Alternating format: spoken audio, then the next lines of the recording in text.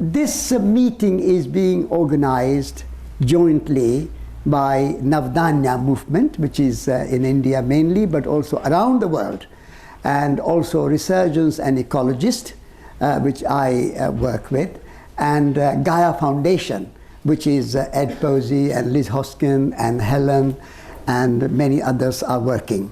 So this is a kind of collaborative event, and thank you very much for all of you for coming this afternoon. The subject tonight is food and seeds. Food is in the news at the moment, which is in a way good thing. Sometimes you need a little bit of crisis to wake up. And this horse meat situation is an indication, just as a symptom of a very large problem of alienation from our food.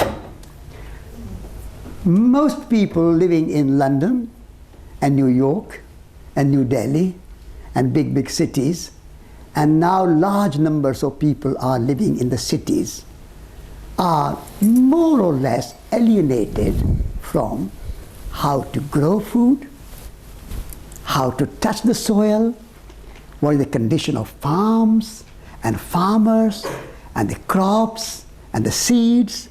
We know very little. We have almost lost contact with our food. We only think the food is like fuel to put in the body, like you need fuel in the car to drive the car, you need fuel in this body. Whereas Vandana and I, coming from the East, from India, for us, food is what in Sanskrit we call prasad, which is a sacred gift from the universe. And that sacred gift means that it is not a commodity. It is not valued in terms of money or profit or business or commerce, but it is valued as a sacred gift from the universe and from each other. And that real fundamental understanding is being lost. And now food is just taken by granted and produced in any way you like and packaged in any way you like and sold in any way you like. It has lost the spirit. Food has just become a fuel. And when we lose contact with the food, we also lose contact with the soil from which food grows. And when you lose contact from the food and the soil, we also lose contact from the seed. We don't value seed anymore. Whereas seed, I don't need to speak or say anything about it to this audience, but just to remind you that it is a seed which is the source of all life. Our bodies has come from the seed. There will be no human person without the seed which our mothers conceive. And I was telling this story this morning in a little group audience, and I was reminding myself a story from the Upanishads. I was reminding the audience this morning the story from the Upanishads. And the teacher is asking the student, the Upanishads are very classic Indian, old, ancient, sacred text. And up means near, and nishad means to sit. Sitting at the feet of the master, so to speak. Sitting at the feet of the teacher, the sage. And so the student and the sage are having conversation, and this teacher says, bring the smallest seed that you can find. And so pupil goes around and looks at the seeds. Mango seed is too big. That's big. Then he looks around. Even the apple seed is quite, at least this big. You can spot it. And then mustard seed.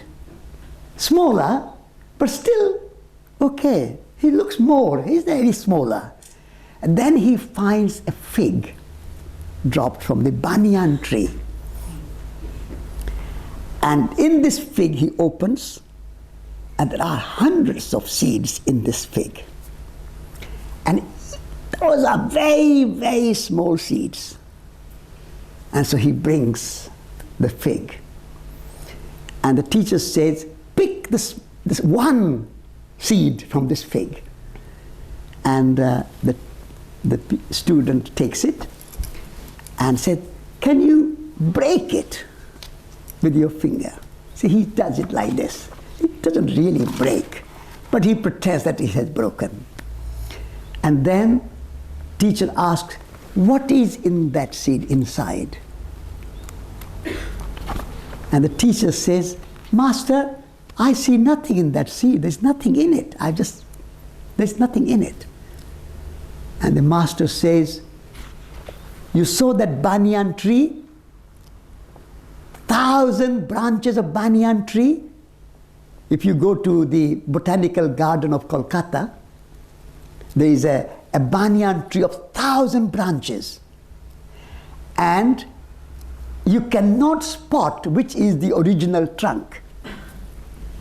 That entire quarter of mile large banyan tree has come from that tiniest of the tiny seed, smallest of the small seed that you had in your 2 fingers.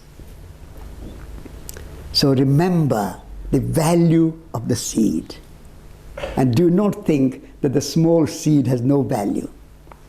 Now that is a symbolic of our respect and our sense of the sacred of the seed. And when you plant that seed into the soil, that experience is not a theory, it's an experience. When you plant the seed into the soil, and the magic of nature, that seed grows, becomes a small plant, and a large plant, and a trunk, and many, many more trunks, and many more branches, and thousands of leaves. And for hundreds of years, 500 years, 600 years, 1,000 years, that one seed, the power of the seed, we have forgotten it. In our knowledge of technology and iPlayers and mobile phones and computer technology and information technology and Facebook technology and Twitter technology and all that, we have forgotten. Now even when you do the mantras, like Om mantras, those mantras called seed mantras. The seed of knowledge, of wisdom is in that one word, Om, one word. And so we need to come back to this very wonderful, beautiful, magical, mysterious, amazing seed.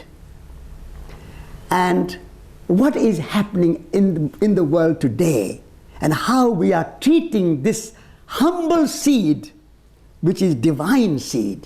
Humble seed, I mean, the whole universe in the beginning is coming, I mean, in the Western science you say Big Bang, but in the Indian tradition we say the universe emerges out of the cosmic egg, the seed, the cosmic egg, the shape of the cosmic egg. And from this egg, how can this whole universe come out of an egg? How that whole banyan tree can come out of that little tiny of the tiny seed? This is the mystery of the seed. That the entire universe, the cosmos, of all the planets, the sun and the moon and the stars and the earth and all the other things of the cosmos comes in Indian tradition, the cosmic egg. So this afternoon we have come together to touch base touch base with our very innate and very basic wisdom and our relationship with nature, with the earth, with the soil, represented, symbolized by seed. And there's no one at this moment, I think, as committed, dedicated, and campaigner and organizer in the service of the seed and in the defense of the seed than my very dear friend and colleague, Vandana Shiva. And she has produced this wonderful report, which is telling the stories from around the world, how thousands of groups and individuals are waking up to respect the seed and save the seed and not allow it to be ruined and manipulated and contaminated and polluted and destroyed. So I would like to invite Vandana, having set a little bit of philosophical context, more campaigning and more political and more economic and more social aspects and dimensions of the seed, dimension of seed. I would like Vandana to speak about it. And we would like to, I mean, it's already a movement has started. This book represents that global alliance of the seed savers and seed carers. And so that global alliance, and we don't need to think that, oh, we live in the city, we go and buy our food, come to the supermarket, we can't do anything about the seed. No, we can. Even in London, there are lots of gardens and lots of little front yards and backyards and public places and guerrilla gardening and roof gardening and many things we can do. Let us not think that we can't do anything about the seed. So I think we need to create a new awareness, a new consciousness, a new movement which can connect us with our very origin. Seed is our very origin. All other things are just added to it. The seed is the origin of our being. And therefore, how we reconnect with the seed and how we protect the seed so that our future and the future of our future generations is sustainable and fulfilling and well-being. Because seed is the source of well-being, and all the marketization and commodification and profit and all that is not so much about well-being. It's more about profit and money. But the seed is a source of well-being, and therefore I would like to invite Vandana to tell us the story of the seed and the presence, state of the seed in our world food situation, and how we can all participate in our relationship with the seed. So Vandana. Thank you so much, Satish. And as I had mentioned, 1985 was the first time I came to London to launch what was the movement of that time, the World Rainforest Movement, and movement to protect the tropical forests. And Lutzenberger and Wangari and I were invited, one from each continent. Of course, we've lost our two friends, they're no more with us. But it's that work we did on biodiversity that was my training ground on what biodiversity meant in agriculture. Because agriculture was treated as an orphan of the environmental movement. You know, we had our whales and our dolphins and our tigers and our elephants and our forests and our oceans. But agriculture, by and large, was left to agribusiness. And I was thrown into looking at agriculture and working on ecological farming because of tragedies of 1984 in India.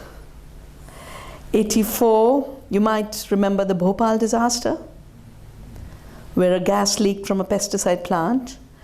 That time it was owned by Union Carbide. It's now owned by Dow. And during the Olympics, you might have heard of the terrible debates where Dow was a sponsor and the victims were protesting. How can a killer? I mean, 3,000 people died in that one night of 2nd December 84. And 30,000 have died since then, and the children are still being born crippled. And I was giving away awards at the anniversary of Bhopal, and the hall was packed with parents with children sitting in their laps. Someone doesn't have eyes, someone doesn't have limbs, most of them have brain damage. So it's not that the tragedy ended 2nd December. It's continuing. And that same year, something less known and less remembered was taking place in Punjab. Now, Punjab is the land of the Green Revolution, and those of you who are young have been told that the Green Revolution saved India from hunger. It was the miracle. And the Green Revolution was given a Nobel Peace Prize. But 84, June, Punjab was a land of war. The army was sent in. There was extremism that killed 30,000 people again, another number 30,000, and by the end of that year, I'm saying, what's this agriculture that has to kill so many people? If Punjab was made to look like the land of prosperity, then why are people taking to arms and bombs? So I was doing advising of the United Nations University on conflicts over resources. And I said, I want to look at this. Because I think there's something going on here related to resources, related to how we use the land and the soil and the water. And of course it was a development conflict. As some of the declarations which I'll read later said, if you can't decide that you can use the water of your rivers, if you can't decide what you'll grow, if you can't decide how it'll be grown, if you can't decide what price it'll be sold at, that is a system of slavery. And it was that slavery they were fighting, but that story was never allowed to come out. It was always presented as extremism of a religious kind. And you might even remember the blow-up of the Air India plane over Ireland in that period, Punjab extremism. So I did the research, I did the book called The Violence of the Green Revolution. And because I live up in the Himalaya where our agriculture is still very diverse, our plots, you know, our fields are like the stage. You can't put giant caterpillar harvesters there. You can't put tractors there. You've got to have tiny little bullocks who can jump those terraces. It's the only way you can do farming up in those mountains. But I had in my mind the production that we have on these little fields. And I go to Punjab and find these monocultures. And then I started to do the calculations. These were called high-yielding varieties of seeds. And the Green Revolution was called the revolution with miracle seeds and chemicals. And Norman Borlaug, who got the Nobel Peace Prize, trained 12 people to deploy these seeds. And interestingly, so, you know, such confusion between science and religion, he called those 12 people his apostles. So he was thinking of himself as Christ.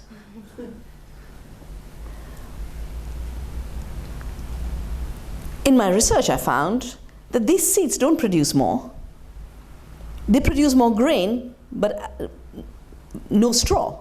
They're dwarfs. And the reason they were made dwarf was to be able to absorb more chemicals, because native varieties don't like chemicals. They do what I call a satyagraha, you know, Gandhi's word for non-cooperation. You apply chemicals to indigenous seeds, they lodge. You know, they fall because the growth is too fast. And if you look at the farm system level, a monoculture of rice and wheat produces very little compared to that wheat growing with chickpea and mustard. Or across the Americas, the culture of the three sisters. You don't only grow maize, you grow maize with a squash and with the beans. So your agriculture is totally sustainable because the beans are fixing the nitrogen. Your maize is giving the support for the bean to climb. And the squash is not competing with anything. It's cooperation. And on the basis of cooperation, you realize that diverse systems actually produce more. So I started to look at the seed. I said, this idea of high-yielding varieties, they're not high-yielding in an absolute way. The United Nations said, you should not call them high-yielding varieties, HYVs. You should call them high-response varieties. They've been bred for chemicals. But they were made to look like food solution rather than a solution to continue selling chemicals after the war. And that's where my journey of the seed first started. But at that point, I was still just thinking, we'll promote sustainable farming and non-violent farming, because we realized that these chemicals had come from the war and were perpetuating a war in our food and our agriculture. So we thought of ecological farming as non-violent farming.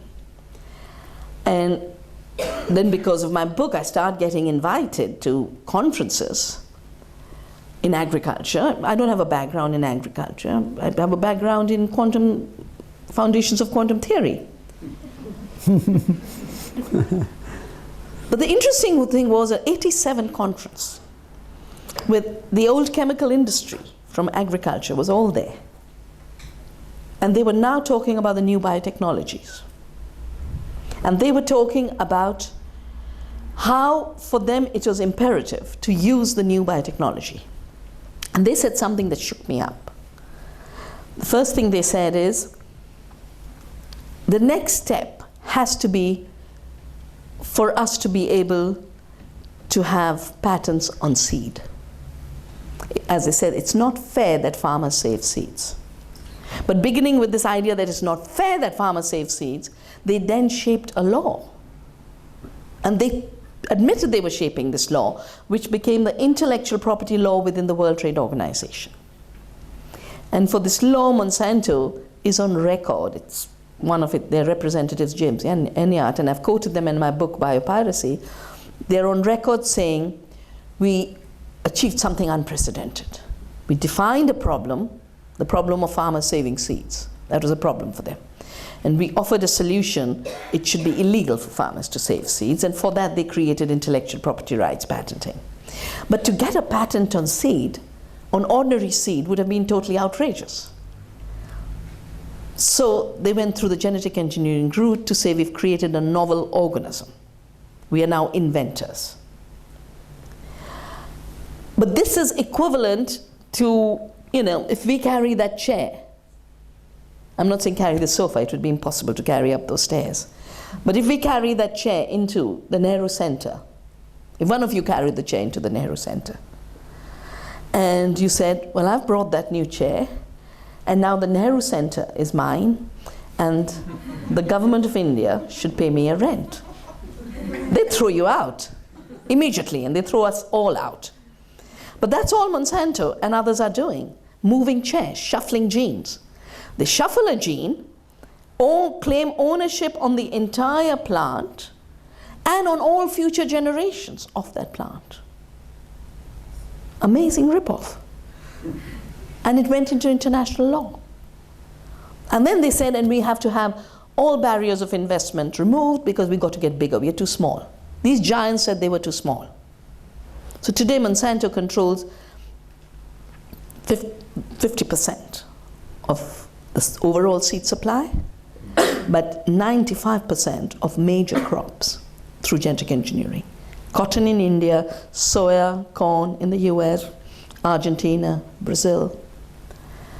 Having made this design, they then had to push GMOs.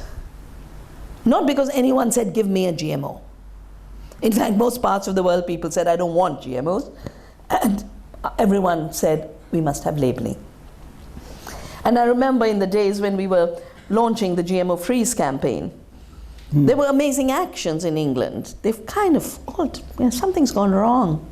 People aren't as active anymore out here. But I remember women climbing up to Monsanto headquarters, totally naked, protesting against GMOs and patents. And I remember old women taking carts into supermarkets, saying, is this GMO? Wait, madam, I'll check with the manager. He goes with a can, comes out. We don't know. She said, okay, I won't take it then.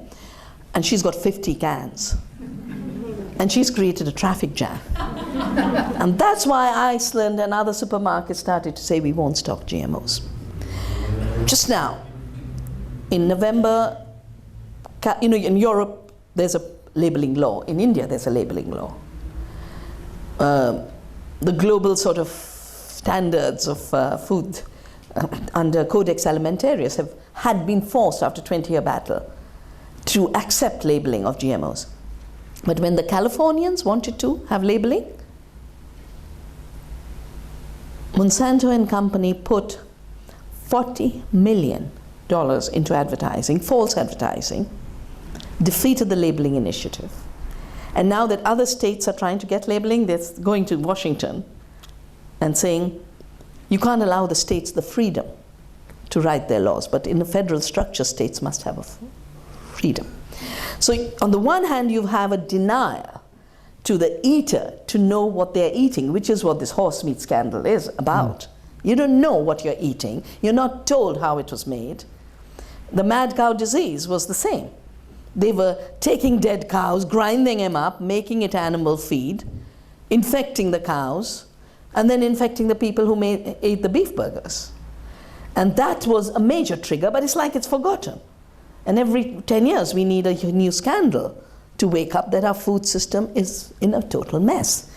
And the control over the food system now is beginning with the seed. Monsanto is not standing alone to fight labeling. You know who's with them? Coca-Cola, Pepsi-Cola. Why? Because both Coke and Pepsi use high fructose corn syrup as their sweetener, and that comes from GM corn. They'll have to label every bottle. This has GMO ingredients. Kellogg's is one of the biggest players in saying no labeling because they make Kellogg's cornflakes. If they had to procure GMO-free corn, there would be nothing in the United States. So they've created what I call a seed famine. And it's this seed famine which is leading to a seed emergency that we are responding to at the global level. But in 1987, when I heard these companies talk about patenting seed and forcing genetically modified crops and food and not testing them, they said, we can't afford safety tests because it'll slow us down and we'll lose our markets and profits. That's why they've always been against biosafety. We're very fortunate to have Jackie McGlade here, who, as head of the European Environment Bureau, has just put out the report. What is the report, Jackie? Late lessons from early warnings. Late lessons from early warnings. Industry doesn't want any early warning. And in fact, when an Arpad Putzai makes an early warning, make sure he loses his job. The most brilliant scientist of his time. How many of you remember Arpad? We've got to remember Arpad, can't forget Arpad. He was the scientist who did the first trials on genetically modified potato at the request of the government. The grant was given by the government. And he himself was very surprised by the results, that the rats that had been fed this GM had shrunken brains, enlarged pancreas, and a collapsed immunity system, and a totally damaged intestinal system. And that's coming out again and again and again. Irina Ernikova, a Russian Academy of Scientists, did studies, tumors in rats. Seralini had just done studies, tumors in rats. But these are all independent scientists who do independent work. At the international level, we have a fascinating principle instituted by the United States, and it's called substantial equivalence. Yeah? So here you have the same GMO. You bring a gene, yeah? You bring a chair and say, I made it. I am the architect of this building, which was built 200 years ago, but I'm the architect today. And for the next 100 years, I'll collect rents from you. I'm the landlord. Because I brought a chair here. Because I brought a chair here. I mean, I brought a toxic gene. Yeah, I brought a toxic gene. That's the equivalent of a chair. What a chair is to a building, a toxic gene is to a GMO and a seed patent.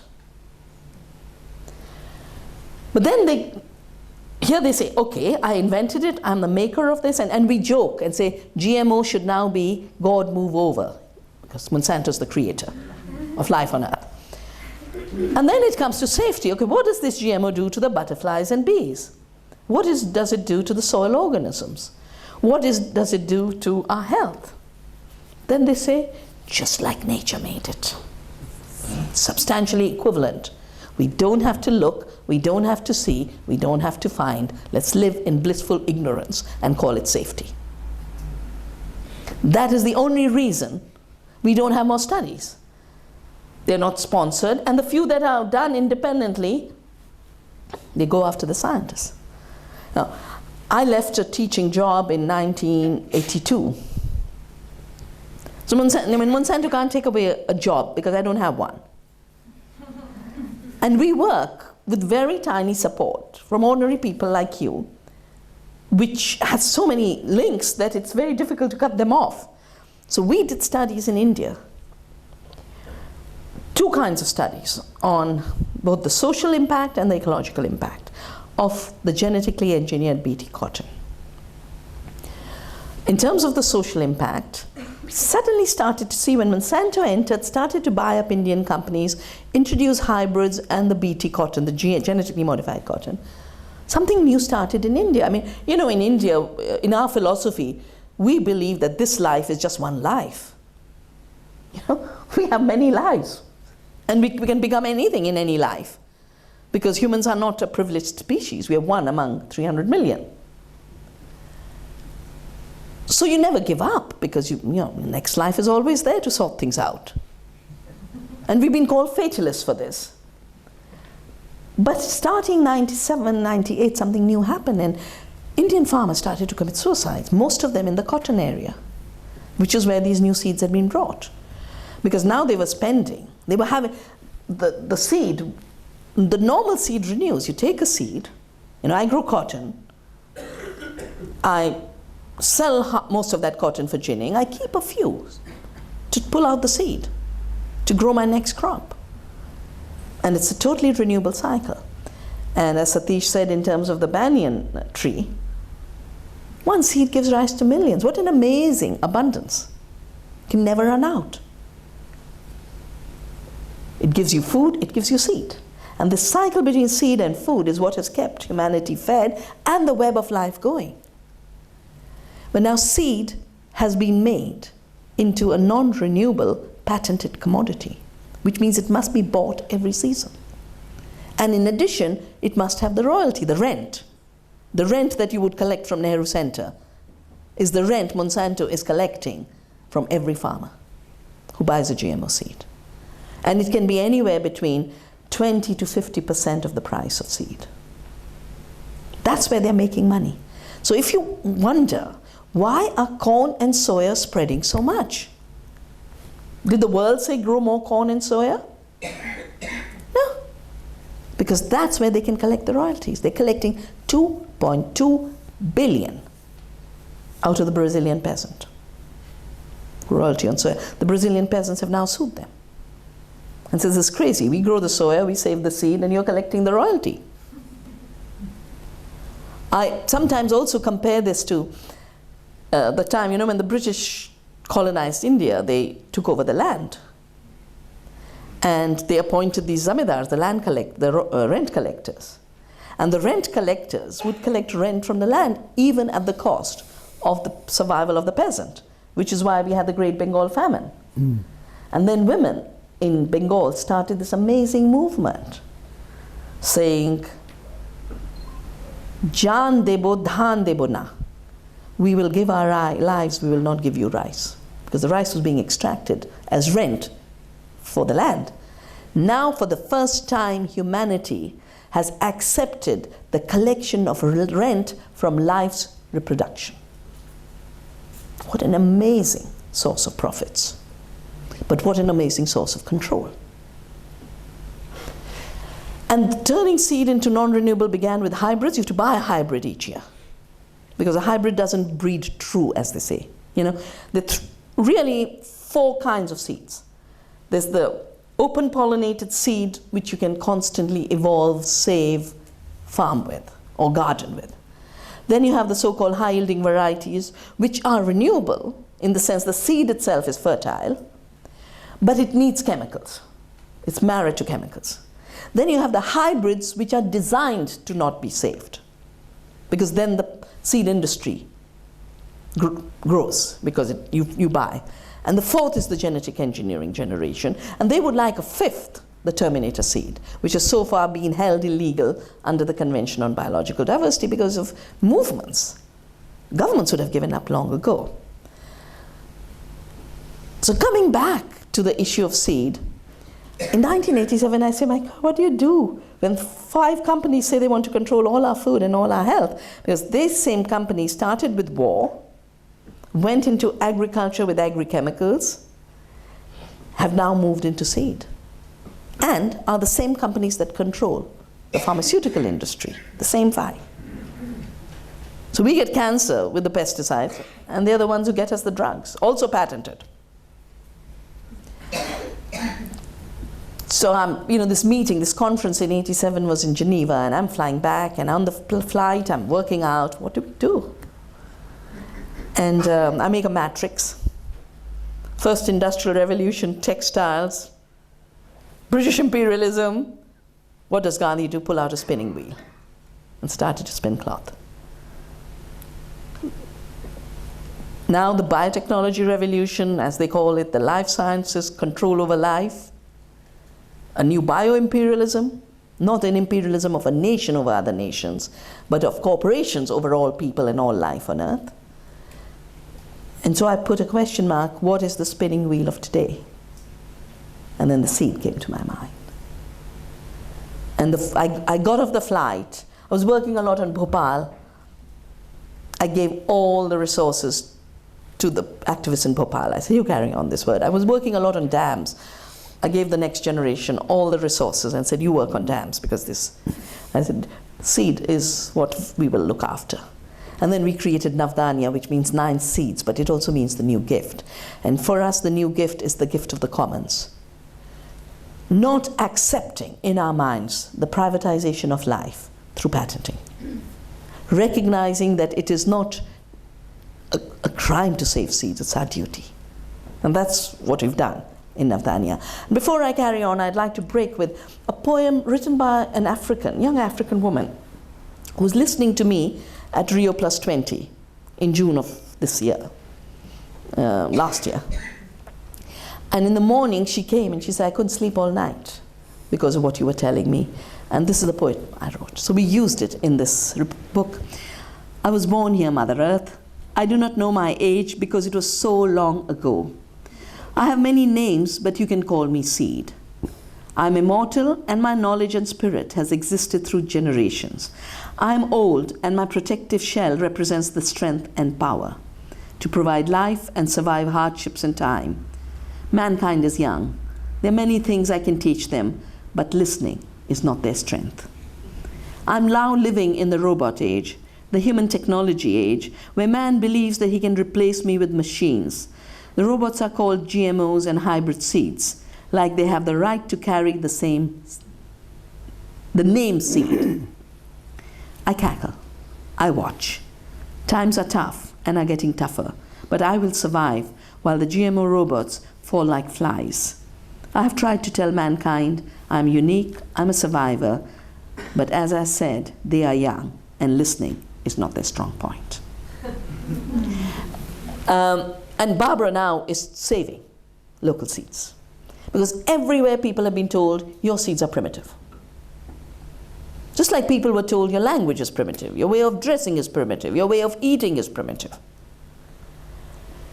But our coordinator in Orissa, where we have some very, very beautiful seed-saving, climate-resilient seeds. We have, I think, 200 kinds of salt-tolerant seeds. And when she talks in the villages, I just love to listen to her. She says, do you throw out a child just because they were shorter? Do you kill a baby just because it was darker? No. Every child of ours, no matter what their diversity, is precious, and you love them. These seeds are our children. And their diversity is their uniqueness, not their deformity. Because the entire threat to seed is coming from a scientific paradigm based on monocultures and a legal paradigm based on monopolies. And the two feed each other. So the scientific paradigm is built on the idea of uniformity. If you breed diversity, if your field has diversity, it's a primitive field. Uniformity is progress. But in an ecological world, uniformity is dysfunctional, because it invites disease, pests, crop failure. external inputs. It can't run without chemicals, without fossil fuels and everything else. And diversity is self-sustaining and adaptive and resilient. So you've got criteria of breeding that doesn't count seed as seed if it is diverse. But seed is diverse. Show me one family where every child is identical. Yeah. It's only through cloning, which they tried and they didn't do very well with it either. Do you remember Dolly? Where they really thought, I debated the owner of the company that worked, the Protein Pharmaceuticals Limited, way back in early 90s at the European Patent Directive debate. And he's saying, stop talking about animals having rights. Sheep are just furry little factories that are mammalian bioreactors. That their mammary glands are bioreactors to produce a human protein by adding a human gene, so that the milk they produce the human protein, then they will to sell it. Well, Dolly's somewhere in a museum now. Never worked, failed experiment. One of the projects I really want to do and haven't had time to do is counting the failed experiments and the failed promises. We do have a very good report available on the Navdanya website on the failed promise of genetic engineering. And we couldn't think of a better title than The GMO Emperor Has No Clothes. When they go around and saying, oh, feed the world, solve problems of hunger, give climate resilience, everything, nothing, not one promise has been delivered. But there are others that have failed, like I was saying, cloning and Dolly. So diversity is the nature of life, and diversity is the nature of freedom. Hitler creates uniformity. Democracies are diversity. And what we are tending towards is a strange kind of fascism in the way the food production is being managed now. By criminalizing diversity and criminalizing self-making. A self-made seed that's open-pollinated, no, it's illegal, you can't have it. Europe has just passed new laws to make local seed, indigenous seeds, farm-saved seed illegal. And in the morning dialogue, there was a gardener, and she was saying, we're repeatedly told, the seed from your garden is dangerous. Don't use it to plant the next season. Buy seed every year. And I know in other places where people are starting gardens with schools, first they're being told, get the kids into moon suits to garden, because the soil is dangerous. And then you can't save the seed. My God, that's what's going to kill you. That which has kept life alive is being defined as dangerous. And the new hazards, like untested GMOs, are being declared safe. So from the science side, you get this idea of uniformity as the only way seed will be distributed and sold, and then criminalization of diversity, which we are fighting. And in India, we stopped those laws by saying to our government that we are in the land of Gandhi. And in 1930, the British had thought, okay, let's find a new way of collecting revenue. Let's make it illegal for Indians to make salt, because in that hot weather, we need a lot of salt. So it'll be a British monopoly. And they passed a salt law in 1930 that no Indian could make salt. So Gandhi walked to the beach, picked up salt from the sea, and said, nature gives it for free, we need it for our survival. We will continue to make salt, we will not obey your laws. We will suffer the consequences of non-cooperation.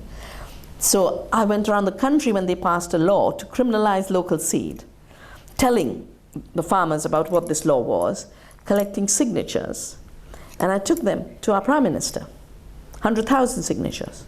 I'm sitting on the sofa, in the pictures here, sofa with him, and I said, we're in the land of Gandhi. You can pass this silly law, but we won't obey it because it's our duty to not obey it. Because we have to save seeds, that's our duty. And of course, we then took it to Parliament, and so far, this law has never been allowed to be passed. And now there's so many clauses in it that Monsanto doesn't want it to be passed, because we built all our freedoms into the law. And we built liability into the law, which Monsanto doesn't want. It doesn't want liability for failure. It doesn't want liability to contamination. It doesn't want liability for health damage. But on the other side, you create uniformity as a scientific measure of progress, of seed, of agriculture. And then you take this and turn it into a property right and say only those who can produce uniformity will have the right to seed. And then you take it one step more and say, if you introduce a new gene, bring the new chair, you can own life. And now they're getting worse. We have a whole chapter in this, and it is available for download on our website, Navdanya, navdanya.org.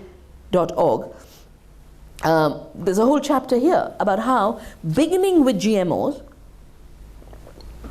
it's a bit like, people were struggling to get in. The door was closed. So the door was closed to life patenting till the WTO Intellectual Property Rights Agreement. And they opened it with GMOs. They said, see, this is new. This is an invention. They call it non-biological, which is also false. Because you can open a gene, or you can introduce a gene. That act is not a biological act. But that gene being absorbed into a cell, turning into an organism, reproducing into the next generation, those are all biological acts. But they call it a technological act. As if the whole reproduction of the future that the life form itself is doing is being run by Monsanto. So having opened that door, they're not interested in GMOs. It was just an entry point. It was opening the door. Now they're taking patents on conventional non-GMO seeds. Broccoli, tomato, but worse, Monsanto has bought up the biggest vegetable seed company of the world. And the head of Monsanto just did an interview. He says, no, in the future, we are not going to only do GMOs, which means the main thing they want is patents. And eventually they'll even take patents on open pollinators by creating police states. How do you extract royalties without creating police states, without creating legal systems where everyone is a criminal?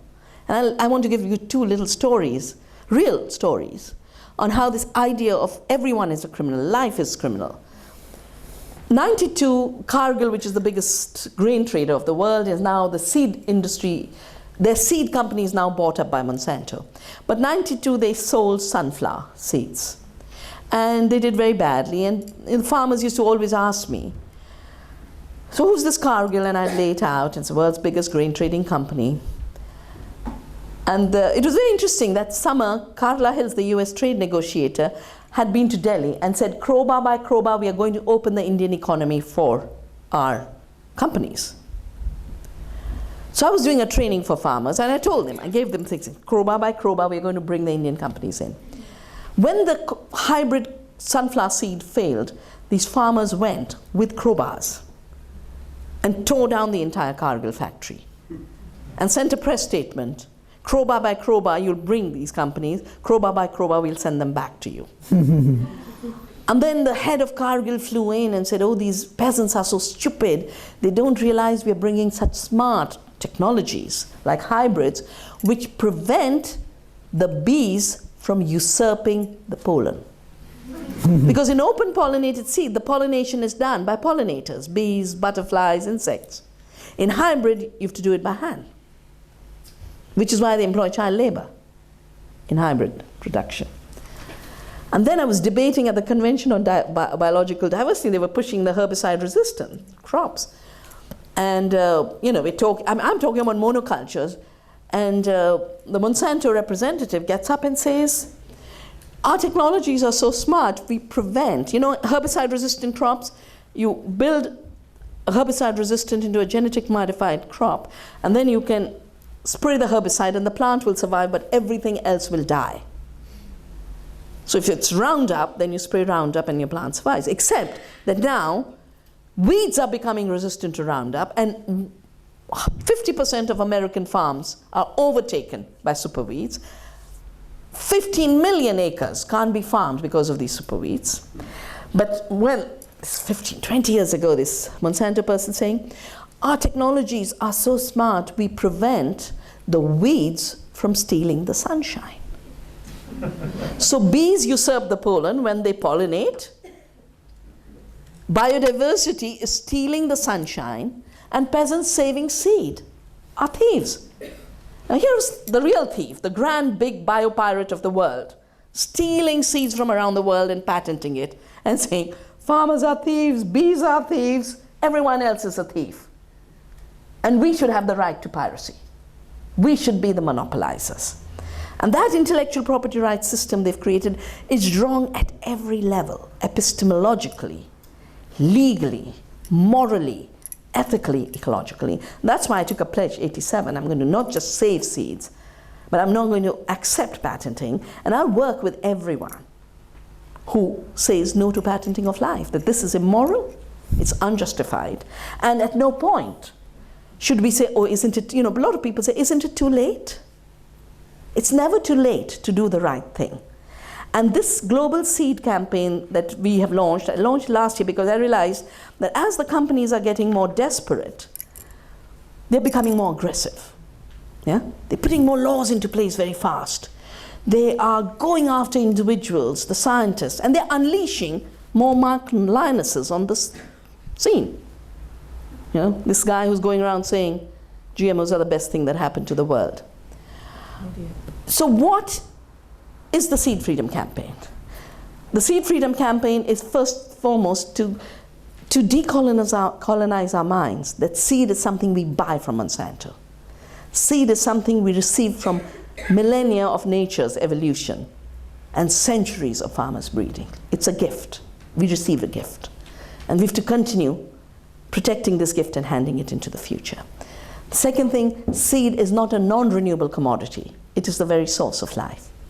My favorite crops are the millets, and they're called millets because they give 1 million seeds. Each seed gives 1 million seeds. That's why that family of crops, which we call forgotten foods.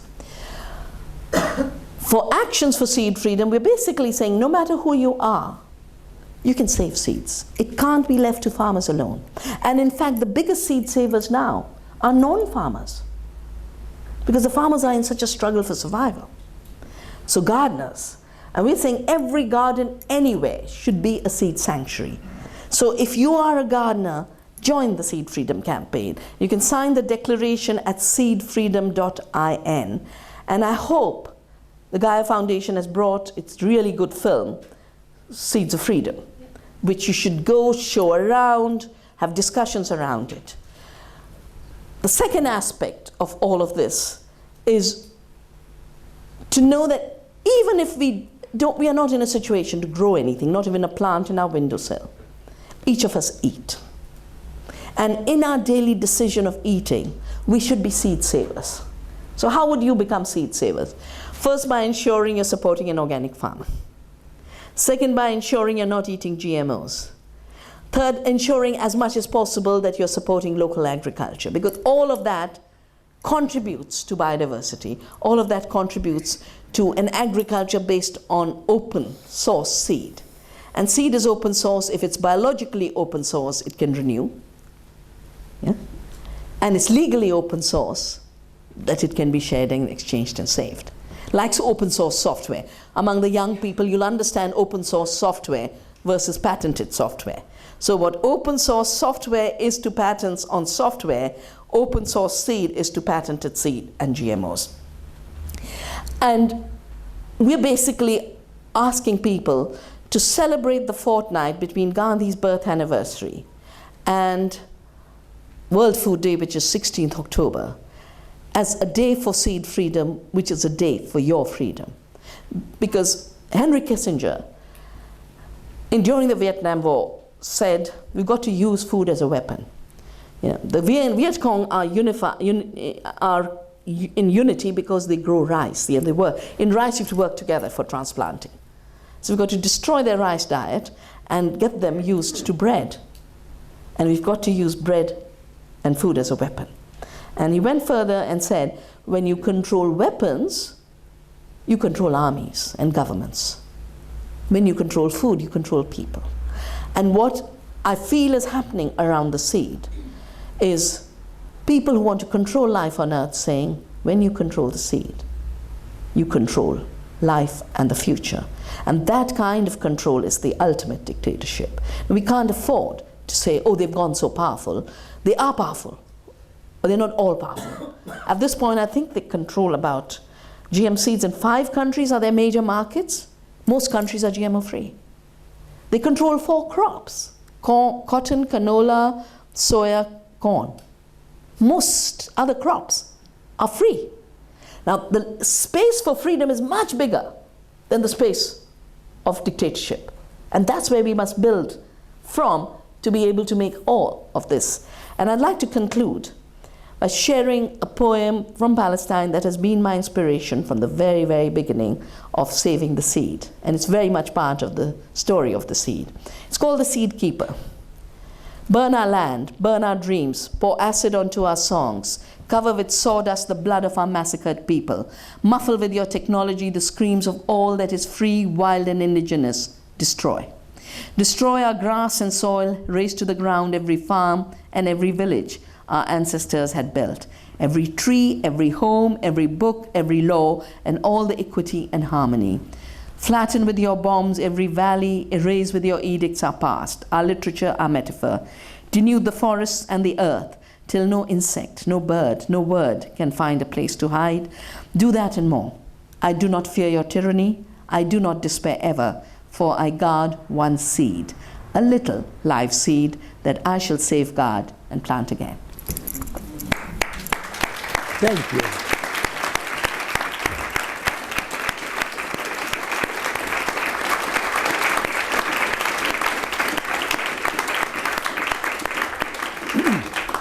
Thank you, Vandana, for such a broad-ranging overview of the problem and solution at the same time.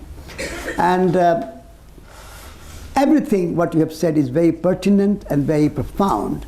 But what you have called this seed freedom, the word freedom is, I think, the most pertinent and most important.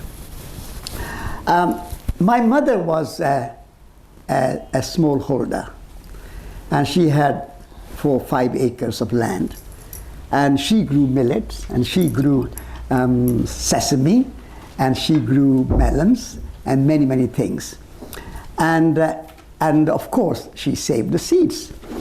And now I have only a much smaller holding, only about 2 acres in North Devon.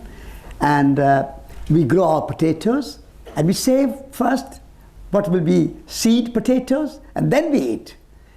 And that was always done. Everybody, all gardeners, all farmers, when they grew, they harvested their crops, first thing they did was save the seeds, put them aside, and then you start to eat. So that was age-old, ancient tradition where millions and millions of farmers all around the world in every country were independent, self-reliant, self-organizing, self-sustaining people. And then if 5 or 6 companies in the world take hold of those seeds and say millions of farmers in India, in Africa, in South America, in England, or in Europe, or America, wherever they are, they're all dependent on those companies to supply the seed. And if something goes wrong, we don't know what future can bring. Something goes wrong, something unforeseen, unplanned, something goes wrong. We are in the hands of those few technological companies and those few companies who control our seeds. So this word freedom and democracy, which you have used in your talk again and again and again, that I think is for me a most fundamental issue, that if we lose our self-organized, self-managing, decentralized seed protection and defense and saving, then we are losing our freedom to grow and eat in a biodiverse way, the way we want to grow and eat our own food, and not become dependent on few suppliers of seeds and then few suppliers of food like supermarkets, a few supermarkets, Walmart type, supermarkets. And so I think this freedom and this democracy, this is very much related to the idea of seed. So I would like to thank you for giving this overview and a very fundamental issue. It's not something, a sort of single issue. Seed is not a single issue. It's a kind of fundamental issue. It's not like sort of save the whales or save something. That's fine, I'm all for it. But saving seed is much more broader than one single issue matter.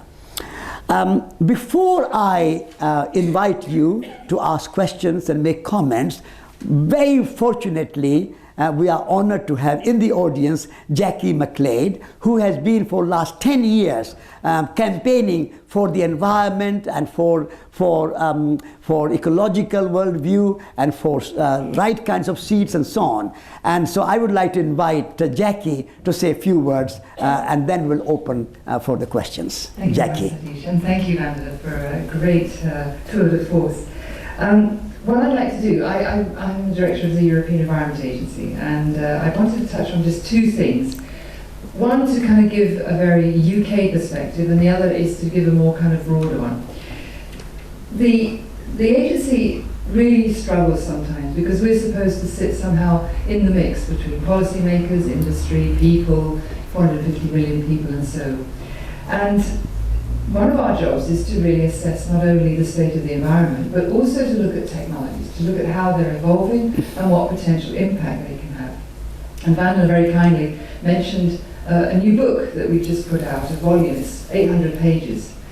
What is it? Well, it is story after story. It's called Late Lessons from Early Warnings, and it's really about the science of precaution. And this is fundamentally going to the heart of what we're talking about, because what you see again and again from Minamata and the impact of mercury in the environment, 50, 60 years ago, we still didn't learn the lessons. People are still actually dying from mercury poisoning. All the way through to GM is three fundamental things. The first thing is that when we look at research that's funded, even public research, so we spend billions in Europe on the new technologies, only 1% of that is spent on assessing the hazards of those technologies. It's an amazing number. We spend 70 billion euros on the technologies, the products, and only 1% on what those products might look like from a hazards perspective. That has to be the wrong way around. The second thing, which sort of emerges from these stories, is that, and this is where I would really commend you to read it, and there is a chapter specifically around GM and technologies, and Putzai is one of our sort of scientists. We have a group of people called early warning scientists. And when you see what happens to these early warning scientists, it is disgraceful. There is no other word to describe it.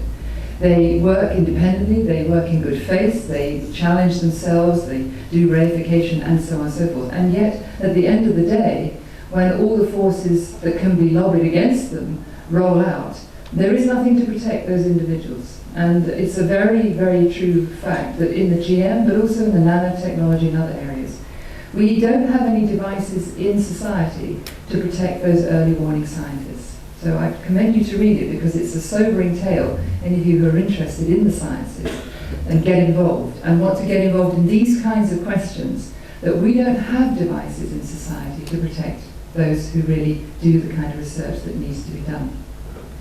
And I think finally, of course, many of the stories in that book are about the vindication, finally, that when the research is done and the results are on the table, but sometimes it's just too late. So precaution was put on the table but swept to one side.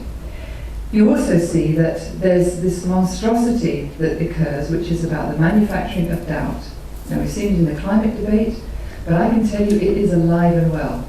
I think I was caricatured last week as somebody who's a flower power, hippie. I was likened to Goebbels and a few other things. So all in one. I can't.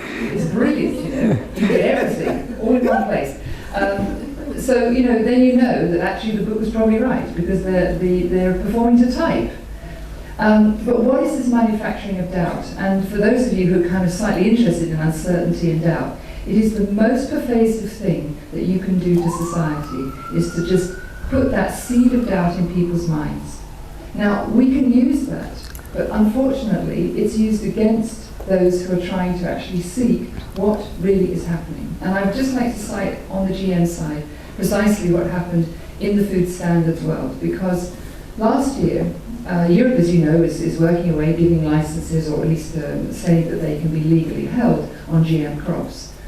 And one of the scientists, Woodside, had made quite some statements about what the implications would be. And then there was another scientist, Dr. Seralini, who put out a paper with an extraordinary photograph in it with rats that had huge tumours having been fed on GM food.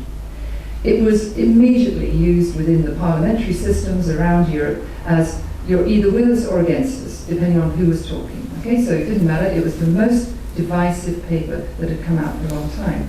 But very quietly in the background, there were two scientists from the European Food Standards Agency, which regularly gets beaten up. But these two scientists had done some work where they were the ones that discovered, yes, in fact, this long piece of intrusion from the process of creating the GM crop, if that had come as a food standards category, would never have got authorization.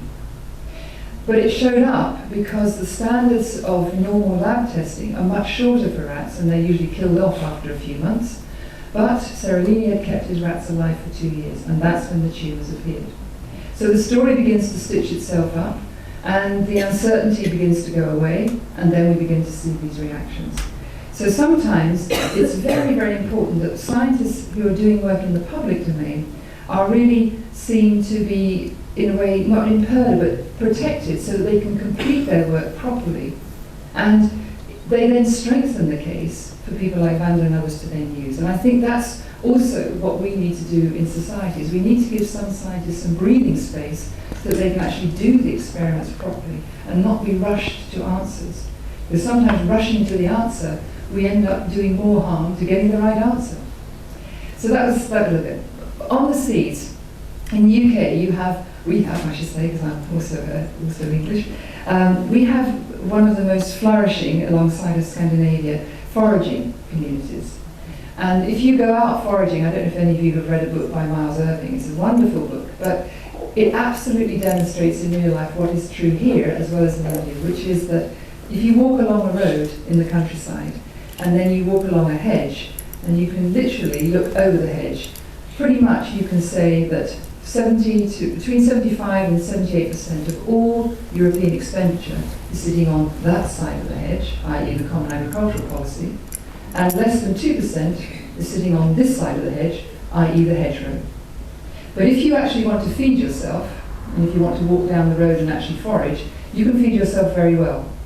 And the fascinating thing is that as the foraging community gets larger and larger, and certainly in the restaurant business it's getting very interesting, what you see are people saying, of the 70,000 species of plants that we can eat, we actually have selectively chosen to eat about 10 of them. So that's not a very good use of diversity. And what the foragers are doing, I think, is gradually ameliorating our palates to say there are so many other things that we can eat. So beyond the kind of core crops of rice and maize and so on, there are many, many, many other things that we can eat. And I think substantively we need to popularize biodiversity by saying actually it's the food we eat. And this is safe, you can go out into the countryside, you can eat it, and even better if you don't use pesticides, because of course then you can forage in the sort of rows, the hedgerows and so on. But they pose a fundamental problem because of course foraging is in the biodiversity world and that's not the labelling world. So I think this will be a big challenge for us as we say we want to really enhance biodiversity. What you want, in fact, is a clean environment. You don't necessarily need to have every single thing labelled, but if you are going to label it, then of course we have to have real, authentic and an integral testing for the whole system. So I think there are many ways to feed ourselves, and we certainly have no shortage of biodiversity, certainly even in Europe, of ways of feeding ourselves. What we have is a mass ignorance about how to feed ourselves. And I think the discussion in the newspapers today about horse meat is just one. It's the same all over Europe, I can tell you. As I read all the newspapers and go everywhere in Europe, there are similar things happening everywhere. And people are beginning to question where food is coming from. And where you have foraging communities, you see that there's a greater resilience and a greater reliance on biodiversity, and that itself is feeding back into we want a clean environment, we don't want to contaminate it. So whether that affects the bees or whatever, there's a huge, huge potential there. So I would commend you to do that. I think the biodiversity story is as important as seeds. I'll make my pitch for biodiversity because I think we can do a huge amount to create reservoirs of seeds through maintaining whole ecosystems that are diverse. But anyway, it's been a great privilege to listen to you again, Vandana. Thank you very much. Thank you very much. For letting me talk to you. Thank you very much. Thank you.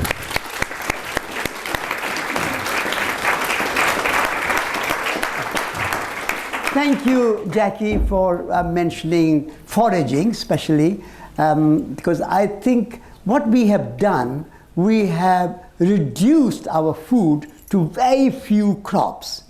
And then we say, but how are we going to feed the whole world with just soya and just corn and just wheat or something? So but if we go into biodiversity, and the other, like foraging, a great example of a biodiverse way of growing food is permaculture.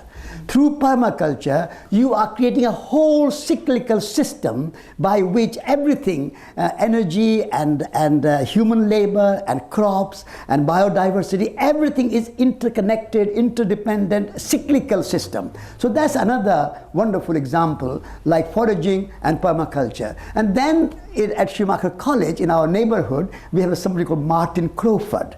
And he has created a wonderful system of forest gardening, where it's similar to permaculture, where you grow many, many more trees which give food. So you don't have to every year plant new plants and dig the land and cultivate the land. You plant bushes and trees and many, many other ways of plants which are giving you food perennially, not annual plants, but perennial plants. So year after year after year, you can get food without cultivating. So there are many, many new movements. There are a few examples that we have given you, but there are many, many new movements by which we can feed the world. And not we can feed the world, it's a big claim. Earth feeds the world. These are all big companies saying that we have to feed the world.